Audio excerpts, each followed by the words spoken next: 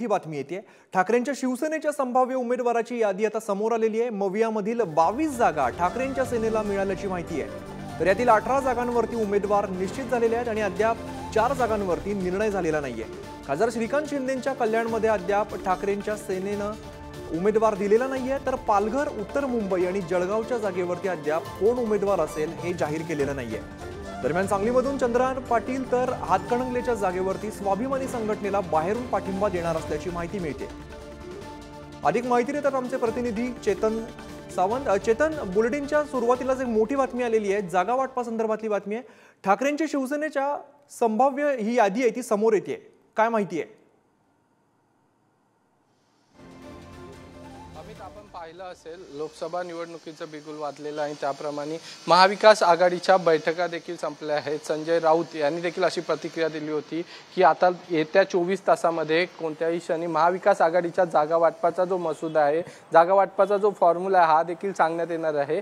त्या अनुषंगाने जर पाहिलं तर ठाकरेंच्या शिवसेनेचे 22 जागा आहेत ज्या महाराष्ट्रातल्या लोकसभा मतदारसंघाच्या आहेत। या 22 जागांपैकी 4 जागा याच्यावर अद्यापही उमेदवार निश्चित झाला नाही आहे आणि एक 5वी जागा आहे ती म्हणजे हातकणंगलेची।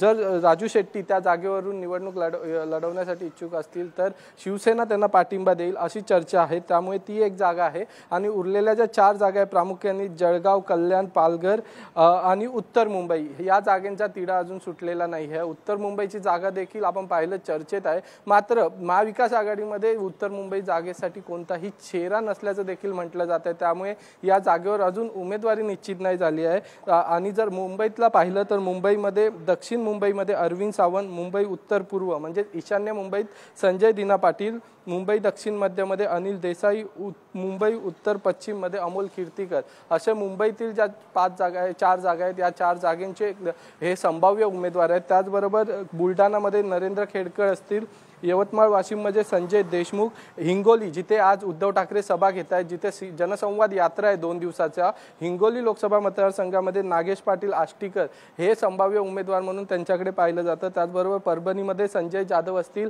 छत्रपती संभाजीनगरमध्ये आपण पाहिलं असेल, छत्रपती संभाजीनगर लोकसभा निवडणुकीसाठी 2 उमेदवार इच्छुक होते, एक म्हणजे विरोधी पक्षनेते विधान परिषदेचे अंबादास दानवे आणि दुसरं म्हणजे माजी खासदार चंद्रकांत खैरे। मात्र यावेळी लोकसभा उमेदवार ही चंद्रकांत खैरे यांना मिळण्याची दाट शक्यता होती आणि तसं चित्र देखील पाहायला मिळत आहे।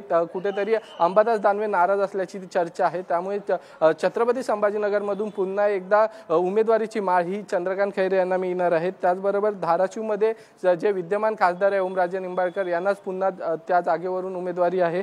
त्याचबरोबर शिर्डीमध्ये भाऊसाहेब वागचौरे आहेत, नाशिकमध्ये विजय करंजकर यांच्या नावाची चर्चा आहे, संभाव्य यादीमध्ये त्यांचं नाव आहे। त्याचबरोबर ठाण्यामध्ये विद्यमान खासदार राजन विचारे असतील, रायगडमध्ये माजी खासदार आनंद गीते असतील, तर सांगलीची जागा चंद्रहार पाटील हे संभाव्य उमेदवार असतील। मात्र आपण जर पाहिलं असेल काही वेळापूर्वी काँग्रेसने 18 जागांवरती उमेदवारी निश्चित झालेली आहेत आणि 4 जागांवरती अजून निर्णय झालेला नाहीये। धन्यवाद या सगळ्या माहितीसाठी।